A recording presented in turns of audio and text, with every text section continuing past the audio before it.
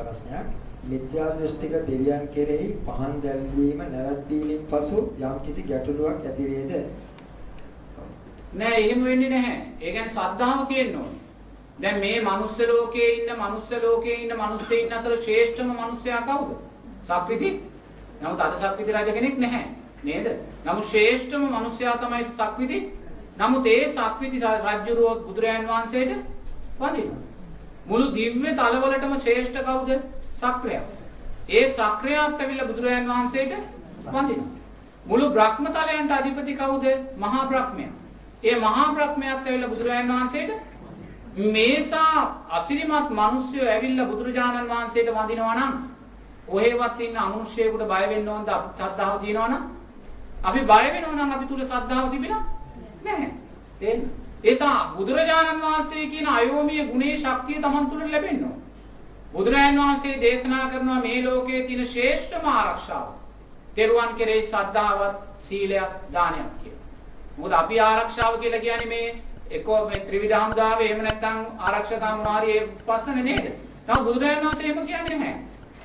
බුදුරජාණන් වහන්සේ කියන්නේ මේ ලෝකයේ ශ්‍රේෂ්ඨම ආරක්ෂාව තෙරුවන් කෙරෙහි ශ්‍රද්ධාවත්, සීලයක්, දානයක්.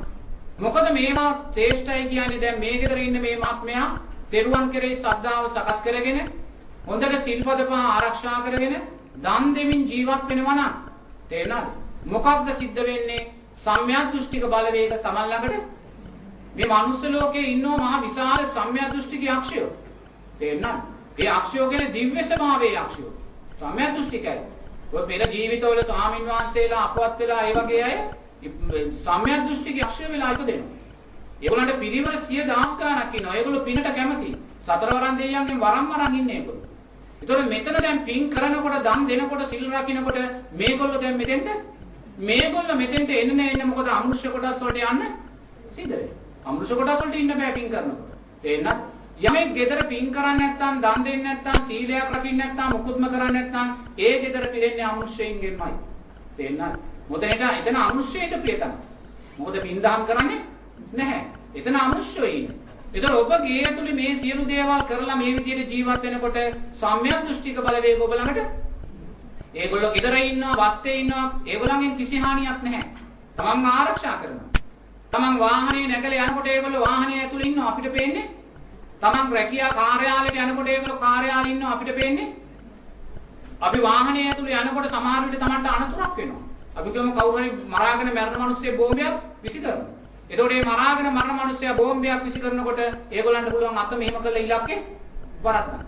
ඒගොල්ලන්ට පුළුවන් ඇක්සිලරේටරේ බල වැඩි කරලා වේගය වැඩි කරලා ඒ අනතුරේ ගලවන්න. ඒ වගේ ශක්තියක් ඒගොල්ලන්ට තියෙනවා. නමුත් අපි දන්නේ නැහැ. නමුත් කෙනෙක් එහෙම ගිහිල්ලා මරාගෙන මැරෙන බෝම්බයක් විසි කරලා යද්දී ආව බේරෙනවා. බේරුණා මෙයා හිතන්නේ ආරක්ෂක හමුදාව නිසා බේරුණා නැහැ. අර වගේ බලවේගයන් ක්‍රියාත්මක වෙනවා. අරගොල්ලෝ සද්ධාවයි දානයේ තුල සීලයේ තුල ඉන්නවා නම් තේරෙනවා. ඒකයි බුදුරජාණන් වහන්සේ දේශනා කරන්නේ සද්ධාවයි මුල් ලොකුම ආරක්ෂාව. සීලයයි ලොකුම ආරක්ෂාව. දානයයි ලොකුම ආරක්ෂාව. මේ තුන කරන්න සම්‍යක් දෘෂ්ටික බලවේග Taman ළඟට එනවා. Tamanට ගමනක් ගියදී අනතුරක් වෙන්න තියෙනවා නම් ලිස්සල වැටිලා හරි කකුල තුවාල කරලා ගමනේ බලන්න. එහෙම නැත්නම් හිතක් සකස් කරනවා ඒ ගමනේ යන්න එපා කියලා. ඒ බලවේගයන්ට එහෙම කරන්න පුළුවන්. මොකද ඒක සම්‍යක් දෘෂ්ටිකයි. පින්වල කැමති පින් කරපු අය. ඒ නිසා මේසා බලයක් මෙතන තියෙනවා නම් තේරෙනවද? අමනුෂ්‍යයා කියන කාරණේට බය වෙන්න දෙයක් නැහැ. නේද? උත්තරේ ලැබුණනේ ප්‍රශ්නෙට. ඔව්.